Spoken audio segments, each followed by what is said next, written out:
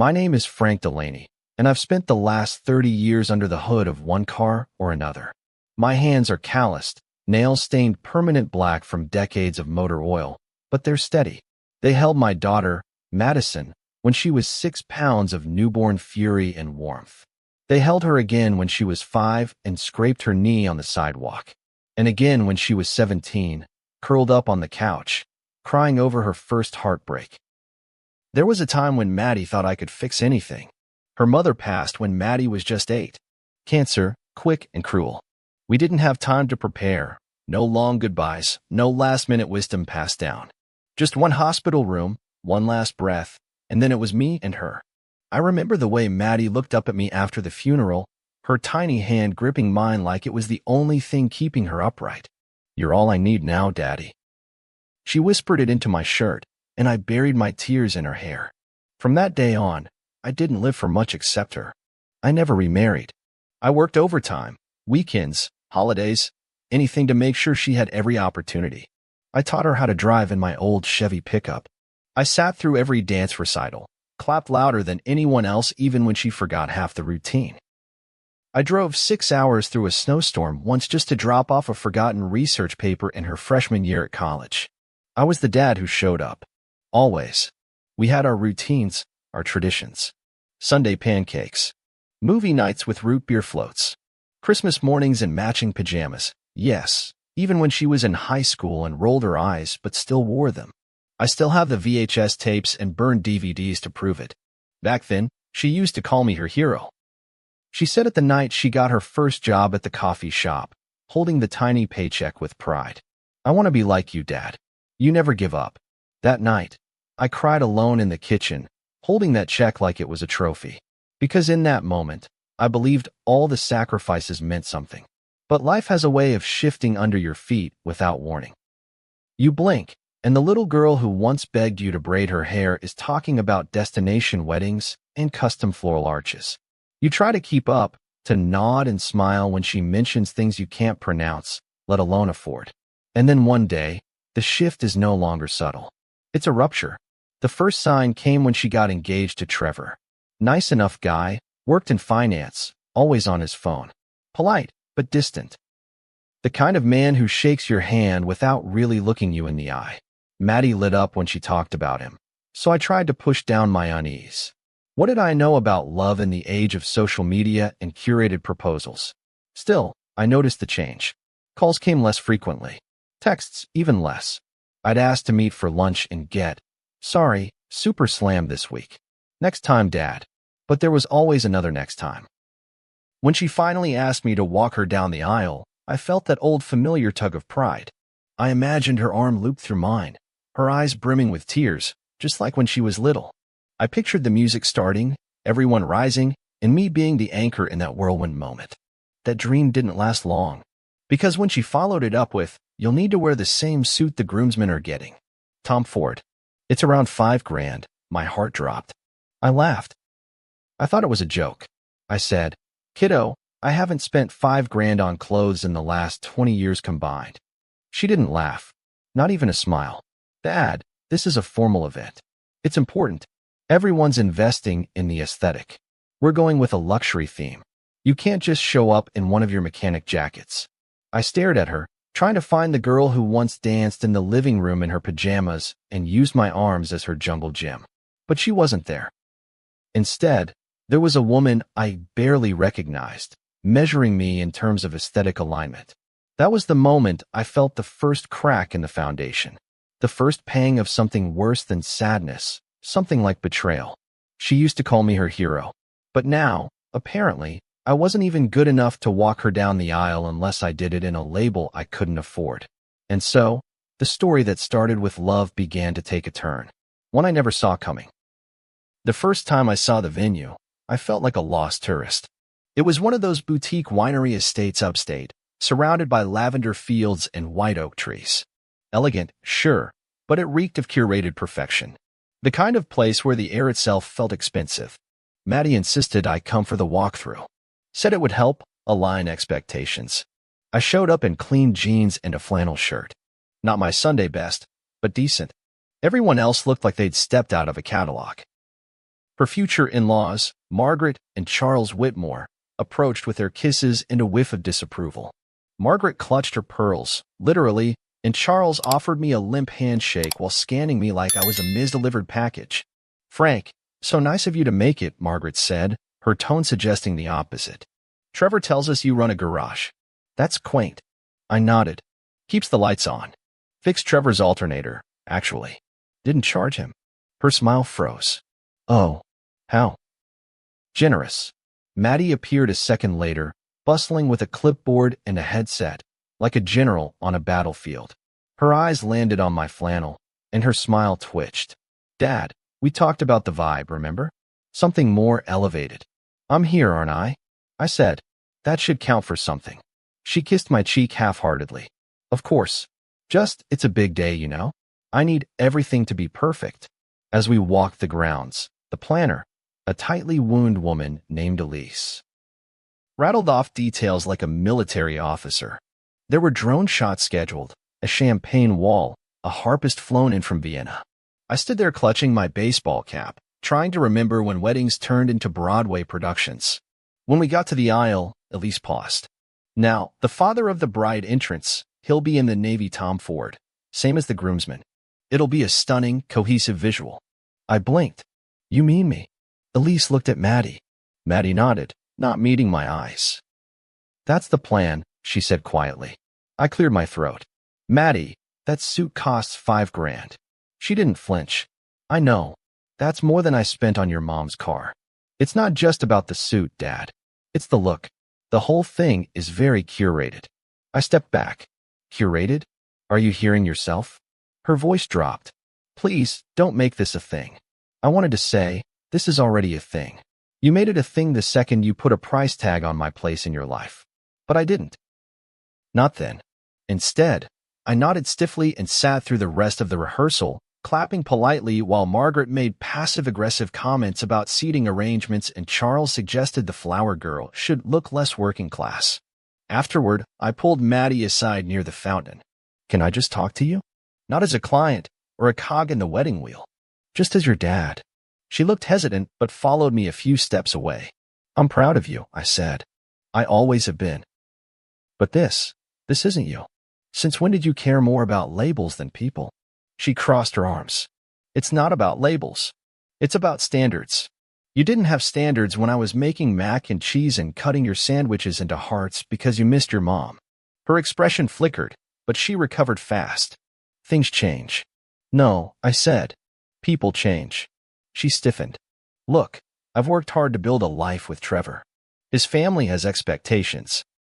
I just want everything to be seamless. And you think I don't fit? I think if you can't support the vision, maybe it's better if you don't walk me down the aisle at all." That sentence. God, that sentence. It hit like a tire iron to the gut. I didn't respond. Couldn't. I just stared at her, wondering where my daughter went. She walked away, leaving me by the fountain, my reflection rippling in the water, distorted, unfamiliar. That night, I sat in my truck outside the garage, staring at the stars and nursing a coffee that had long gone cold. I thought about taking a loan, maybe putting the suit on a credit card. But deep down, I knew it wasn't about the money.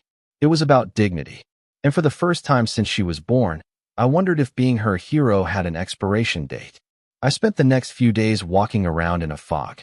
Everywhere I went, the shop, the grocery store, the diner where I get my morning coffee. People asked how the wedding planning was going. And I'd smile, say it's coming along, and then sit alone in my truck, staring at the steering wheel like it held the answers I couldn't find anywhere else. I told myself over and over, just get the damn suit. It's not like I hadn't made sacrifices before. I'd skipped vacations, drained savings, even pawned my watch once to cover Maddie's rent during college. What was another few grand? But something in me resisted. Not out of spite, but because this time the sacrifice felt less like love and more like submission. I drove out to the boutique where she'd pointed me. A sleek glass building with valet parking and not a single price tag in sight. A young guy with perfect teeth greeted me like I'd walked into a sacred temple. "You must be Mr. Delaney," he said, ushering me in. "We've been expecting you." He brought out the Tom Ford tuxedo like it was the Ark of the Covenant, laying it across a leather settee. I ran my hand over the fabric. Soft as silk, midnight blue with black satin lapels. It was sharp, no doubt about it. I tried it on. Fit like a glove. And yet, standing in that three-way mirror, I didn't see myself. I saw a costume. A uniform meant to disguise everything I was. Every hard-earned callous. Every sleepless night in a freezing garage. Every hot dog dinner shared over a busted transmission. It wasn't pride I saw in the mirror. It was erasure. The clerk came back with a smile. It's a perfect fit. Shall we ring you up? I asked how much again, just to hear it out loud. $5,160 with tax and alterations. I handed the tuxedo back, hung it carefully on its hanger, and walked out. I didn't say a word. He didn't try to stop me. He must have known by the look on my face. I wasn't coming back. That night, I called my brother Rick. You serious? He said, after I told him everything. She really said you're not welcome if you don't wear that suit? Not in so many words, I said, but close enough. Rick let out a long breath. Jesus, Frank. I mean, I get wanting things nice, but that's just wrong. She's not a kid anymore. No, but she's still your kid. And kids don't get to rewrite history just because they found a wealthier crowd. I wanted him to say what I was doing was right. I wanted permission to feel hurt. But he, like me, was stuck in that old-school dad mindset. Suck it up, provide, show up no matter what. So when he said, just buy the suit, man, it's one day, I hung up feeling lonelier than before. The truth was, I'd spent a lifetime being her foundation, her fallback, her shelter. I didn't ask for praise or repayment. I didn't need a parade. But I needed to be seen for who I was, not what I could afford. And now, it seemed, even that was too much. A few days before the wedding, I tried one last time. I called Maddie. She answered with a sigh. Hey, Dad. Everything okay? I just wanted to talk. Just us. Can it be quick? I've got a vendor call in 10. I nodded, even though she couldn't see. Sure. I just need to ask, are you really okay with me not being there? She was quiet for a second. I didn't say that. You said if I didn't wear the suit, I shouldn't walk you down the aisle. I said maybe it was better if you didn't. Because I don't want to be embarrassed, Dad. It's not about the money. It's about showing you care. That one stung. As if everything I'd done until now, every birthday cake baked from scratch, every doctor's visit I rushed to, every single time I chose her over myself, meant nothing if I didn't put on a goddamn tuxedo. So I can only show I care if I go into debt to wear something I'll never use again. That's not what I meant. It's what you said. She exhaled hard. Why are you making this about you? I'm not. I'm just tired, Maddie. Tired of pretending like love has to come with conditions now. I thought we were past that. She didn't answer. Just silence. Then, a soft, cold, I have to go. And just like that, the call ended. I sat there, holding my phone, staring at the screen like maybe it would change its mind. It didn't. She was gone, busy with flowers and timelines and coordinated perfection. That night, I made my decision. No tux. No aisle. No pretending. Some would call it pride. Others might say stubbornness. But for me, it wasn't either. It was the last boundary I had left. The morning of Maddie's wedding broke quiet and pale. No sunshine, just a low, gray sky and the kind of stillness that settles over a house when it knows something is missing. I woke up early out of habit, my body still wired from years of weekday alarms and weekend tune-ups, but I didn't get dressed.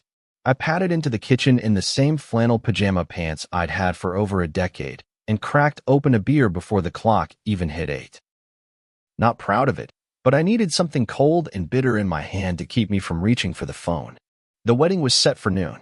I knew the schedule down to the minute. Maddie had emailed it to me, color-coded and bulleted. Hair and makeup at 6:30 a.m. First look photos at 9 o'clock. Guest seating at 11:45. Ceremony starts promptly at noon. I stared at that email more times than I could count, as if the sheer repetition would rewrite the outcome. Instead of standing in front of a mirror tightening a tie, I dug through a box in the closet. The one labeled Maddie. I hadn't opened it in years. Inside were crumpled drawings, handprint turkeys from elementary school, a plastic tiara from her 7th birthday.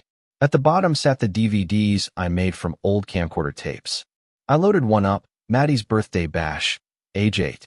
The screen flickered to life, and there she was, missing her front teeth and wearing a superhero cape over her party dress. "Dad, I want to fly," she shouted, running straight into my arms as the screen shook with laughter. I watched us spin around in the living room. I heard my voice, 10 years younger, stronger, say, "You're already flying, sweetheart.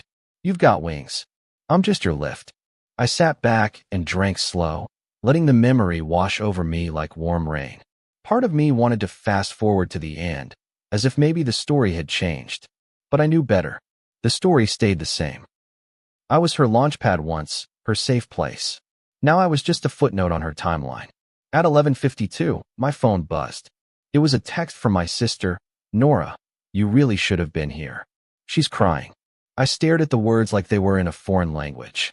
I typed and deleted 5 different replies. What do you say to that? "I'm sorry she's upset. I'm sorry I'm not who she wants me to be anymore. I'm sorry I raised her better than this, and now I'm the one paying for it." In the end, I didn't reply. Because the truth was, I didn't know why she was crying. Was it because I wasn't there? Because she didn't get the photo op she'd planned? Or maybe because, deep down, some part of her knew she'd drawn a line and dared me not to cross it, and I didn't. And that hurt her. But she didn't leave me much choice. She may have expected me to cave, to show up at the last minute with the damn tuxedo and a sheepish smile. But I didn't. I couldn't. Because showing up under those terms would have meant leaving my self-respect at the door. So instead, I watched the rest of the video. Listened to her sing off-key, shout, "I love you, Daddy," at the top of her lungs, and felt the sting of contrast between then and now. Around 1:30, Nora sent another message. Just a photo this time. Maddie walking down the aisle alone. No Trevor at her side yet. No arm to lean on. Just her, bouquet clutched tight, jaw set. I stared at that image for a long time. Not out of spite. Not even regret. Just grief. The quiet kind that doesn't make a scene, that builds up behind your ribs like pressure behind a dam. I got up, walked to her old bedroom, still untouched, though she hadn't lived here in years, and sat on the edge of her twin bed. The pink sheets were faded, the posters curling at the corners. I used to sit right here when she was sick or couldn't sleep. I'd read stories. I'd hum lullabies. I'd make promises I fully believed I could keep. "I'll always be there," I had told her once, the night before her first big recital. And I had been. Until today. But today wasn't a broken promise. Today was a boundary. A necessary one. One that cost me more than any suit ever could. I whispered into the quiet, "I love you, kid. Even now. Especially now." And then I turned off the video, folded up the pajamas I hadn't taken off, and poured out the rest of the beer. Because something told me this was only the beginning of the fallout. The day after the wedding, the house felt heavier than usual. Like the walls themselves knew something had shifted. I went to the shop early, hoping the hum of engines and the familiar smell of oil would ground me. But even the grease under my nails felt hollow. I wiped my hands on a rag and stared at my phone, half hoping for a message, half dreading one. None came from Maddie, but plenty came from others. My sister Nora called around noon. She skipped the pleasantries. "She was a wreck," she said. "You could have at least shown up." I clenched my jaw, already tired. She told me not to come if I wasn't in the suit. "You could have sat in the back." Said something afterward. Anything. I wasn't invited to sit in the back. I was told not to come at all unless I paid to look the part. Nora sighed, frustrated. "You're both so damn stubborn." She's not a kid anymore, Nora. She made a choice. So did I. There was a long pause on the other end. "She's on her honeymoon now. Santorini. But you're the talk of the reception." Margaret Whitmore made sure of that. "Of course she did. They're painting you like you abandoned her. That you embarrassed her." I stared at the floor, heart pounding in my ears. I wanted to throw my phone, scream into the void, march into that mansion they rented, and ask them what they knew about being a father. But I didn't. I just sat on the edge of the workbench, feeling smaller than I had in years. Later that evening, a few of my old friends dropped by the shop. Bob, who used to coach Maddie's soccer team, and Darren, who I'd gone to high school with. They'd heard through the grapevine.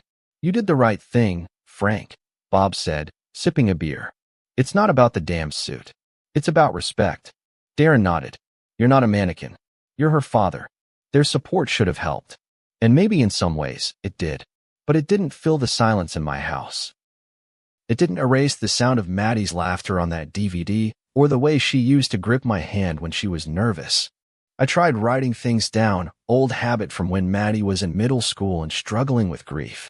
I used to keep a journal so I wouldn't dump my emotions on her. That night, I opened it again. June 9th. She's gone. Not in the physical sense, but in the way that matters. The girl who called me her hero has replaced me with expectations.